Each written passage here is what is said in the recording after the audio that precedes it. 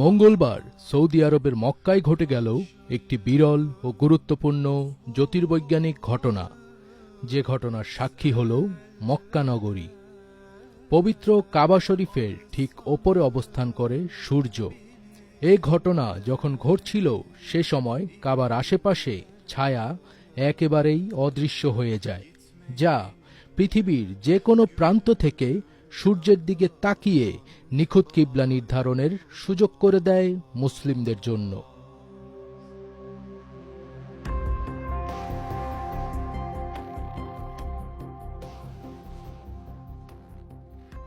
Jeddah astronomy society এক বিবৃতিতে জানিয়েছে, মক্কার আকাশে সূর্য সরাসরি কাবার সঙ্গে উলম্বভাবে অবস্থান করছিল, যার ফলে ছায়া সম্পূর্ণরূপে অদৃশ্য হয়ে যায়।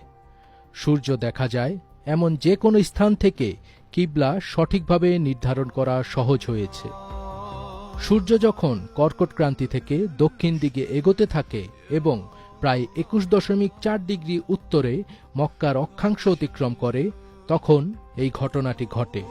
সোলার জেনিথ নামে পরিচিত এই ঘটনাটি সাধারণত বছরে দুবার ঘটে থাকে, মে মাসের শেষের দিকে এবং জুলাইয়ের মাঝামাঝি সময়, কারণ পৃথিবী অক্ষ বরাবর 23.5 ডিগ্রি হেলে আছে। জেদ্দা অ্যাস্ট্রোনমি সোসাইটির সভাপতি মাজেদ আবু জাহরা জানান, এই সূর্য কেন্দ্রীয়তা মক্কার নামাজের সময়ের সঙ্গে মিলে যায়, যার ফলে এই ঘটনাটি পবিত্রতা ও বিজ্ঞান উভয় দৃষ্টিকোণ থেকেই গভীর তাৎপর্য বহন করে। এই মুহূর্তে সূর্যের আলো ঠিক কাবার উপর পড়ে, যার ফলে ছায়া একেবারে নেই হয়ে যায়।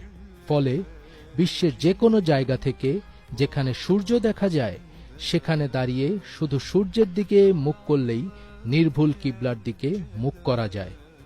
এই জ্যোতির্বৈজ্ঞানিক ঘটনার একটি বড় তাৎপর্য হল, এটি আধুনিক প্রযুক্তির সাহায্য ছাড়াই বিশ্বজুড়ে মুসলিমদের জন্য কিবলা সঠিকভাবে নির্ধারণের সুযোগ করে দেয়। যেসব মুসল্লি কম্পাস বা অ্যাপস ব্যবহার ছাড়াই নামাজ আদায় করতে চান, তাদের জন্য এ এক দুর্লভ মুহূর্ত।